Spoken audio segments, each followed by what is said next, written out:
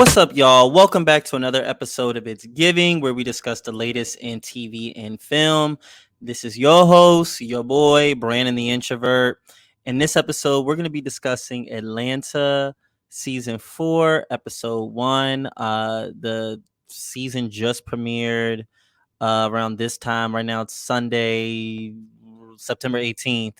So it just premiered this past Thursday. I feel like a lot of people didn't know that it was coming back. I feel like I've been getting some messages about like, oh, like Atlanta's back. I felt like it just premiered, et cetera, et cetera. And it did, like season 3 did just premiere this year. But I personally feel like they could have done stronger promo and maybe have it premiere next year. I don't know. I feel like the hard Atlanta fans, not even hard, but like Atlanta fans watch season 3. But I feel like if you weren't an Atlanta fan, you might have not even seen the third season or have even known that Atlanta even came back for the third season. It's been 4 years, so I feel like, and I'm a newcomer pretty much. I knew of Atlanta. I just never sat down and watched it until this year, a little like right before season 3. But and I binged like season 1 and 2, loved it, and then got into season 3. I didn't even need to see any episodes before knowing I was going to review that show in general, because I just knew. But you can catch my season 3 recaps on the pod. I'm gonna be posting links and shit like that. But I already reviewed that, just not on YouTube, I guess, if you want to. Yeah.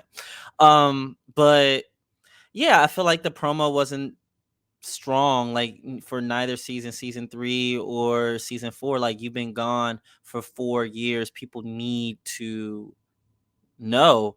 But I feel like Donald Glover and the team probably were just like, if you love us, if you fuck with us, you're gonna go on it. If you don't, they don't. I feel like they don't give a fuck. I feel like because the show speaks for itself in terms of the quality and the way it's going to go down through the years. I already know people are probably going to do a lot of think pieces on it later down the line. But right now, I just feel like the energy just isn't there in terms of like people in your average viewer paying attention to Atlanta, as opposed to, big shows like Industry, House of Dragon. I heard it's called The House of the Dragon. It's House of Dragon. But like, big shows like that. So I don't know, and I wasn't there to see the season 1 rollout, season 2 rollout. So I can really only compare for season 3 and season 4, and I just feel like neither of those rollouts were like that significant. If you weren't like following the Atlanta page or actively looking up, like, okay, is Atlanta coming back? I feel as though it was very easy to miss. So that's kind of what I have to say about the beginning. But now we're in season 4. We're going back into Atlanta from a long trip, a long journey from Europe, mixed with some anthology episodes as well. You guys can catch my season 3 recap on that. But yeah, now the gang, Earn, Al, Darius, and Van, they're back in Atlanta from Europe, and we see in this episode their lenses have changed. So we start off with the episode 1, directed by Hiro Murai, who's usually the director for the Atlanta episodes, and written by Stephen Glover and Donald Glover, the Glovers.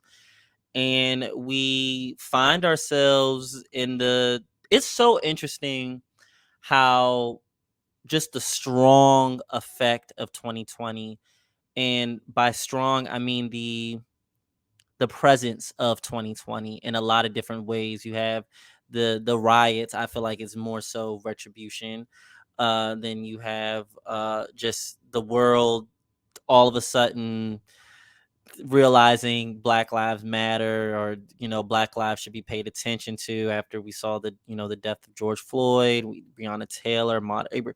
So it was just, the list goes on and on, specifically for that year, and also of course the years before, especially during Trump's reign. um I feel like 2020 is special because not a lot of shows can pinpoint an exact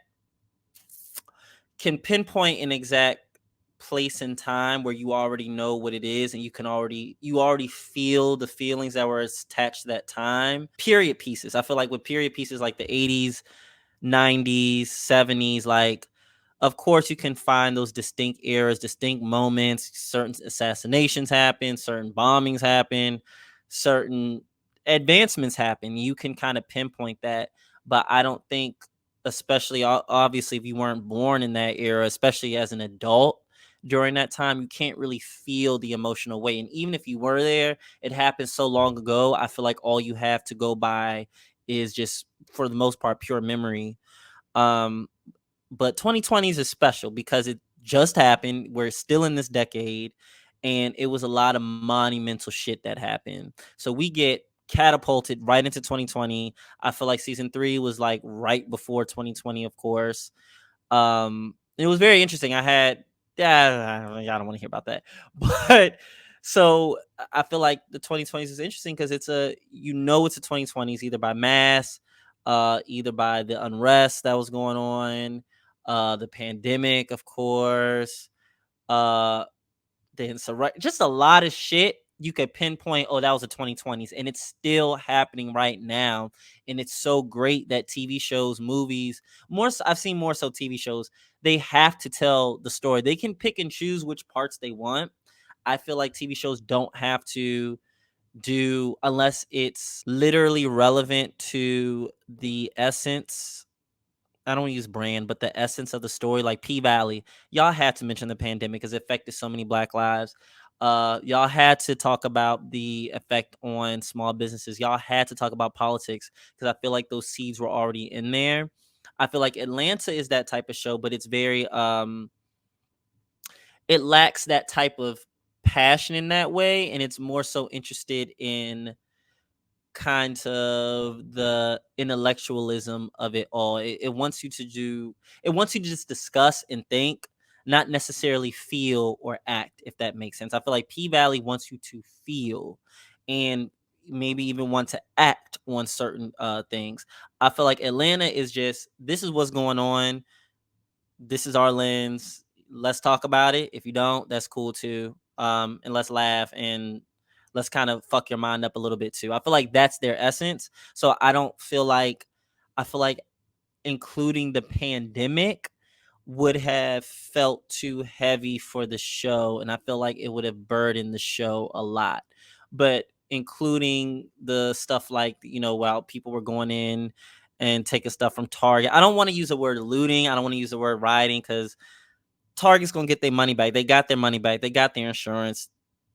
Like all these businesses, they're going to get their money back and then some. So I don't even want to use the word looting because it's like looting is connoting just doing a wide sweep of stealing. I feel like a wide thievery, if you will. And if you ask me, I feel like no thievery was going on. If anything, these businesses, these corporations are the ones that thieve from us every single day and drain us every single day. But that's besides the point. We're here to talk about Atlanta. But I feel like they had to add the Target people taken from Target and stuff like that. I feel like that's in alignment with the essence of the show, if that makes sense. But anyway, we start off with Darius. He's in the middle of the Target lootings and stuff like that. I'm using the word looting, but I don't really mean it. I just don't have another sophisticated word to use. But he's in the middle of it. People are stealing shit. People are taking shit, as y'all saw in the videos. Um, People were just, I should have went in them Targets. I really should have, but I was scared. But I should have went in them Targets. But people are just taking stuff. The exact cause isn't really mentioned, but obviously I feel like you don't really even need to say it. You know, because it was in the news all day long, all not year long, but all summer long. So we see that, and Darius is just aloof as usual. He's trying to return air fryer, and completely blocks out everything that's going on. He goes up to a register, tries to return it. The nigga at the register is just like, nigga, are you serious? Like, you don't see what's going on? And of course, Darius is just like, whatever. But he goes to return it. The cashier takes out the cash box and just takes the cash and runs away. So Darius is just like, oh man, and goes out to the exit. And we see this white woman on the wheelchair. I don't know if y'all saw the video of that white woman in the wheelchair, the white woman in the wheelchair with the knife, and she was just trying to stop people from stealing for whatever reason. It felt like she was the security, felt like she was the bad bitch in charge, and was literally trying to stab people until people put a fire extinguisher on her ass, which is literally what happened within like the first 2-3 minutes of this premiere. She tries to stop Darius, saying like, you can't steal. She's like, I would rather die than let you steal from this place, like literally. And Darius is just like, okay, and keeps walking through. After the people put the extinguisher on her, and she comes out with the knife, she scares people off with the knife. She goes up to Darius, chasing at well, not chasing after him, but wheeling after him on the wheelchair with the knife, like this, like slowly but surely, like going up to him, and he's just walking away from it all. So I read an article saying that, I believe it was on either AV Club or Vulture, saying, I don't know, I feel like this was a little, I mean, it could have been right, but saying the air fryer represented like middle class aspiration, and a white woman who, usually poor white woman, seeing a black man with any middle class aspiration wants to knock that down, of course, because white women know they have the power to take a whole nigga's life away, especially a black man. We see it historically, we see it now. So apparently that kind of represented that, in like that constant, let's call it fervor, constant fervor that white women have when it comes to seeing black people have any type of rights, or black people going above them in any type of way, especially black men, and especially black men they consider as poor and uneducated and whatnot. So apparently it was supposed to represent that. Cool, I'll take it. I'll buy it. I'm not gonna really, that wasn't my first impression. I just viewed it as a racist ass white woman, and we saw how she was in real life. But if you want to go in the depths of that, then sure. We see now that he's in the traffic, he's on the way to an airport, but he's undecided on where to go. We see one of his favorite rappers, Blue Blood, died, and Blue Blood's voice, fictional rapper, but Blue Blood's voice is voiced by Earl Sweatshirt. I mean, it was very obvious, but if y'all didn't know. And apparently the rapper used to post clues on Tumblr and stuff like that, like kind of as a mental scavenger hunt type of nigga. Um, and apparently he died 3 months before Blue Blood died 3 months before the public release on his death. Apparently this was a reference to MF Doom. I don't know the whole character of Blue Blood, but at least the dying months before your public release. MF Doom, I believe, died in October, but then it was made, his death was announced in December. So definitely a connection there. We see that Al, and this is important, Al, he's undecided on where to go. Like he's like, should I go to Jamaica? Should I go where? Should I go here? Should I go there? And it seems like there's wanting to leave Atlanta, which is ironic because you were gone away from Atlanta for a good bit. Of course, Atlanta doesn't rely on pure, straight up a chronological timeline, so they could have been back like a month ago, 2 weeks ago, 3 months ago. We don't know, but we can assume it was at least recent. But Al has this need to kind of just leave Atlanta, and he's definitely heartbroken about the death of Blue Blood. And we see the woman is still chasing Darius, literally in the traffic, like still on that little motor. All you hear is that motor going up to him, to the point where he leaves the car and she like swipes at him, and he just says fuck this and just goes and walks off. Now we see Van and Earn. They're shopping this place called Atlantic Station, which I think is supposed to mean is like a proxy stand-in for Atlanta. But they go into the Atlantic Station, they're running some errands, and there we see like Earn running into X's, and then we see Van running into an X. But of course, in Atlanta fashion, it has to be a twist behind it. After Van runs into her ex at the AT&T where they're going to get a new phone or whatever, Van says like her ex worked in the same AT&T 10 years ago. So we already know, okay, 10 years ago, and they're running into exes, like, which is a normal thing in certain areas that you go to, of course, but somebody working at AT&T for the exact same 10 years, it's like, okay, what's going on? We don't know what's going on yet, but we know something is going on. So now we're back in traffic. Darius is gone.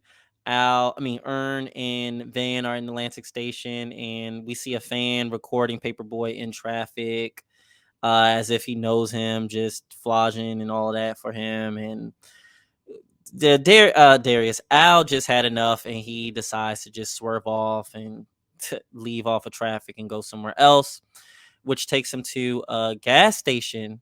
So as he's pumping his gas, he's listening to the new Blue Blood release, and he notices like in the lyrics are actively talking about like going to D&D barbecue and get a zoo pie. And Al looks up and he's right next to a place called D&D barbecue. So of course Al, being the curious person he is, goes to this place and asks for a zoo pie. And the cook there says, okay, one zoo pie, cool. Begins making it. And he puts on a song on the CD player by Blue Blood. I don't think this is I think it was an unreleased track because Al's never heard of it. But we hear in the song, like, it's literally talking about what's already there, like talking about I'm under some meat and barbecue, whatever. And Al is literally under pictures of these pictures of barbecue and stuff like that. And just certain things that are going on in real life is documented in these lyrics. I feel like the lyrics, of course, were pre-recorded for the person that is on this scavenger hunt, which Al finds out after he gets the zoo pie, because we see there's like these little blue blood symbols, logo in the little styrofoam container of the zoo pie, which is just some Fritos and baked beans and I think some chunks of pineapple.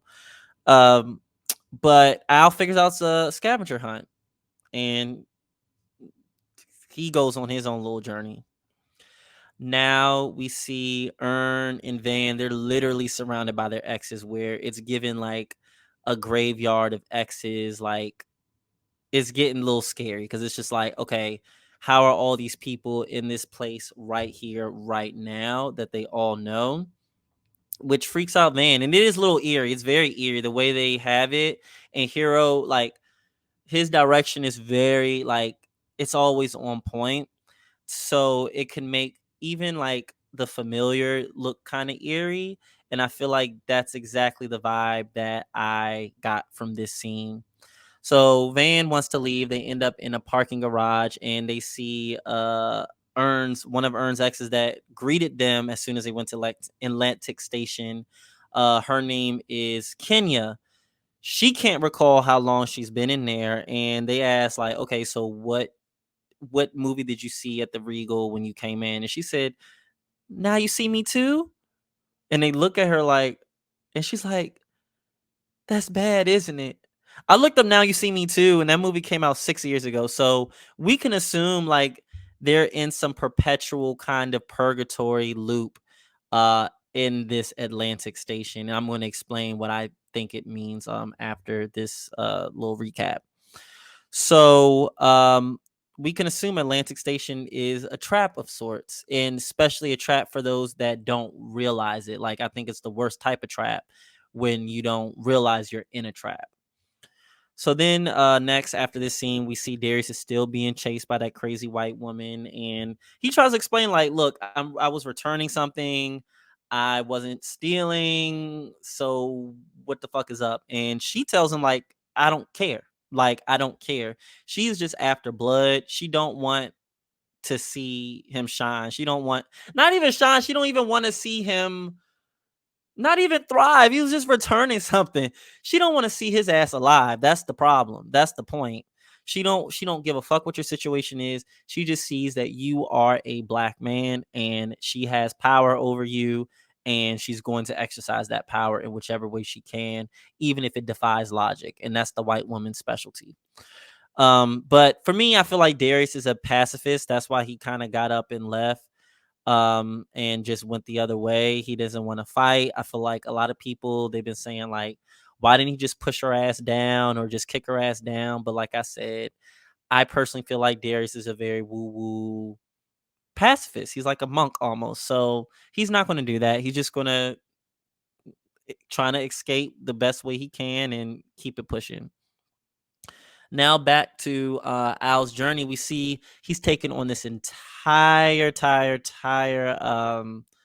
scavenger hunt, and it the blue blood letters lead him to different locations. So it takes him to a pool, takes him to an arcade, takes him to a random person with the QR code tattoo, a comic book store, a laundromat, the theaters, and then finally into a storefront where we see it's a funeral for Blue Blood held by his girlfriend slash widow Keisha. And we get some information about Blue Blood from Keisha, from what she says that Blue Blood, she did all this for the culture and decides to do a scavenger hunt as soon as he found out that he was going to die. So he set this up for the people that really, I suppose, appreciate the culture. And he put a lot of effort into that album when it seems like he had a sickness or something, but he managed to do a whole fully fleshed out scavenger hunt and a whole album right before his death. And apparently only 5 people, including Al, was able to figure out the scavenger hunt and was able to figure out the location of the funeral. So Al, he pays his respects. He's just listening to Keisha and then asked to go up to see the body, and it's just a skeleton with the angel's hat, because his body, of course, is cremated 3 months prior.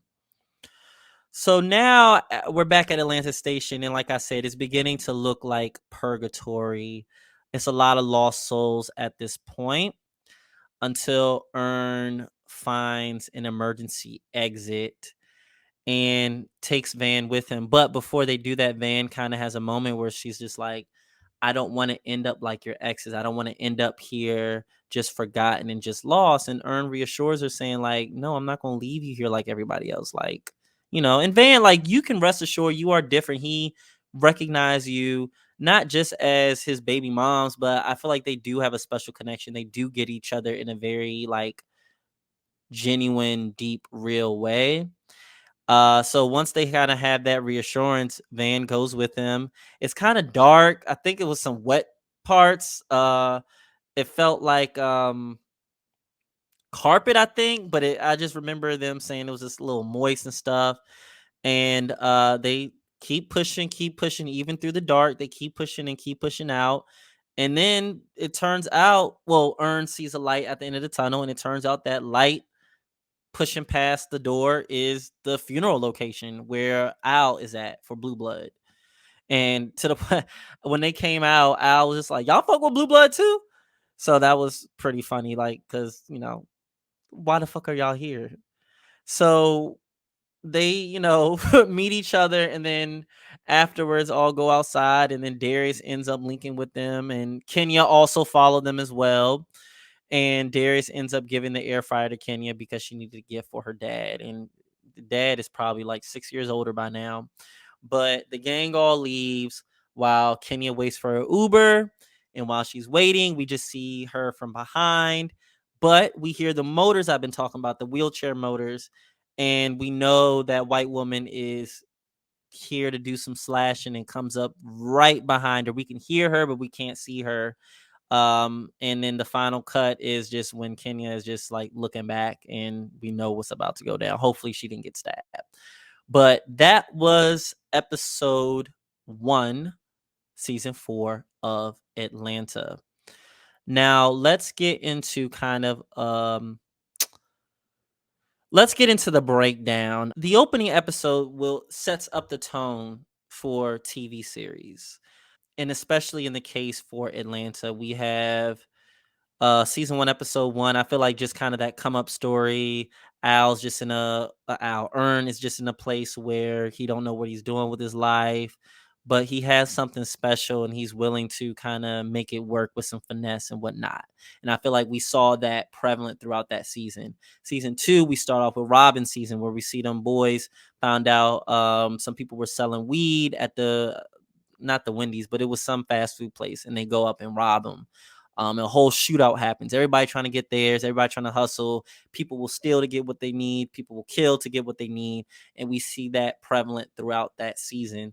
Season 3, we start off with Laquarius the orphan. No, I keep saying orphan. Laquarius, the little black boy. He's taken into a completely foreign place, completely white foreign place, has white parents, all of that, and is subjected to the most brutal racism ever, to the point where they're going to kill everybody with them if he doesn't do anything about it. And then at the end of that episode, we see Earn wake up in the not the middle of Europe, but yeah, we'll say in the middle of Europe with some white woman. Even the music that they play at the end of that episode is very eerie, very like we're in a foreign land. What's going on? So, and I feel like that was indicative of all of season 3. We're black, we're from Atlanta, we're in this foreign land, and we have to survive before these white people will kill us, or these white people are just, they have no rules, they have no laws to stop them. So, and we see that with the anthology episodes as well. So, uh, more so with the characters in terms of being placed in a foreign place. I think the anthology episodes were used as a mouthpiece to just talk about kind of the American perspective and just the racist shit that goes on in America. It was used because our characters weren't in America, so we needed that kind of American piece. But I feel like overall, long story short, the beginning episode sets up the tone for this season. And I feel like now that these characters are back from Europe and in Atlanta with a fresh perspective, a fresh pair of eyes, things look different to them. Things don't feel like home, maybe. Um, things are unfamiliar. Things might look the same. Um, and there's a need to kind of leave that, and we see that with specifically with Al, and then Al a little bit, but more so with Earn and Van. We see that Atlanta, they try, even though they try to leave Atlanta, there's forces out of their control that keep them there, or maybe not even out of their control, just forces that will tie you in a rut to the point where you have no control. And I feel like Atlantic Station was kind of a stand-in for Atlanta to kind of convey that feeling of trap, that feeling of just being in a rut, that purgatory feeling, the feeling of having outgrown a place and wanting to exit out of it, literally exit out of it. You see the same people doing the same things. They don't even know they're the same people doing the same things. They don't even know they haven't changed. They don't know they've been in the same place forever and ever. Like Kenya staying in there for 6 years. The guy at the AT&T store was in there for 10 years, you know? So I feel like there's a feeling of a fear of being trapped and stuck to your same devices, same mentality, and just the same shit, you know? And I feel like this group, especially having evolved not just from Europe, but just the past seasons, like they're completely different. They're completely different. I feel like they're more sure of themselves. They kind of know what they're doing. They know their power. You know what I mean? So you just gonna view shit different, especially when you come back home where niggas are doing the same shit. So I personally feel like that emergency exit was supposed to represent kind of a refusal of being trapped, of wanting to leave, but not necessarily knowing where leaving will take you. I feel like that's why it was dark. That's why you felt weird stuff, like, got you scared. Like Van was starting to get really scared, but Ern kept pushing on and pushing on while Van was, right behind him, following with him. And you don't know the path. You don't know the path, but all you do know that is it's necessary to escape from that rut, escape from that trap, escape from that prison. You don't know where it's going to take you, but you got to escape. And I feel like with Van, she was always afraid of Ern leaving Atlanta, going to these different places and not bringing her along with her as an individual, as Lottie's mom, as a whole, another person. I think she has always been afraid of everybody else leaving and just she's doing the same shit, or she's just stuck with no purpose. So I feel like that was kind of a good kind of like metaphor, stand-in, if whatever device you want to call it, whatever you want to call it, for that. You don't know where that place, I don't know if I said that with my little rant, but you don't know where that place is going to lead you.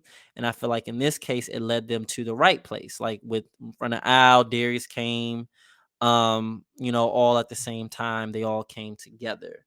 So I feel like regardless of their past, I feel like this group will always end up together because they have that mentality. I don't know about Darius.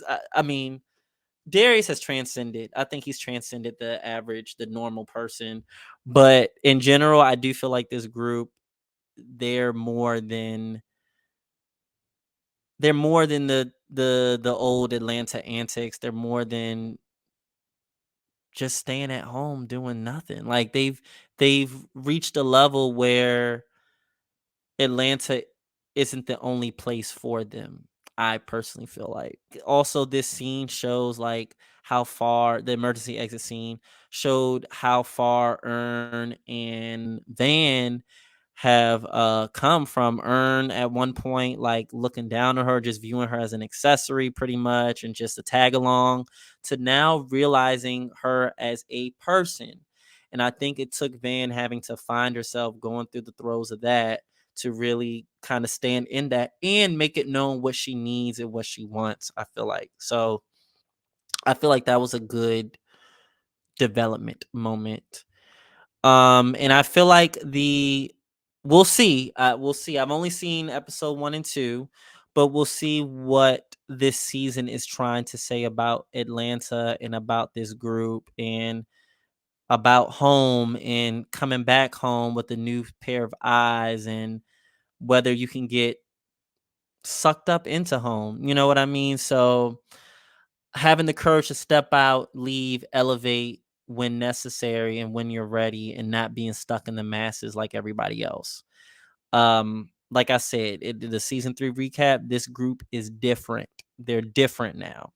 And we're going to see the culmination of that in this season. So I'm really excited to see where they're going to head to. I'm excited to see what this season is trying to say. I believe it's 10 episodes in this season, so we have 8 more episodes left, of course. And this is the place that y'all need to be going to for your Atlanta recaps and a lot more. I'm not just going to be talking about Atlanta. It's going to be, we're going to be doing it all. So, and like I said, with this YouTube shit, there's a learning process. So you're going to actively see me learn and figure shit out myself and shit like that. But yeah, this is the place to go to. It's giving pod. The link tree will be in each of these videos for you to just access our Twitter, Instagram, TikTok, even of course YouTube, in the actual audio for the podcast, which is going to be not completely different but slightly different from these videos. It's going to have the same content, but just a little slightly, just a little different, just a little bit different. Um, but yeah, this is your home place for some good analysis. Looking forward to having guests for this season of Atlanta, talking about Atlanta, and yes, we're gonna have a lot of cool stuff. Just be on the lookout. And this has been your boy, Brandon the Introvert. I'll talk to y'all later, and bye.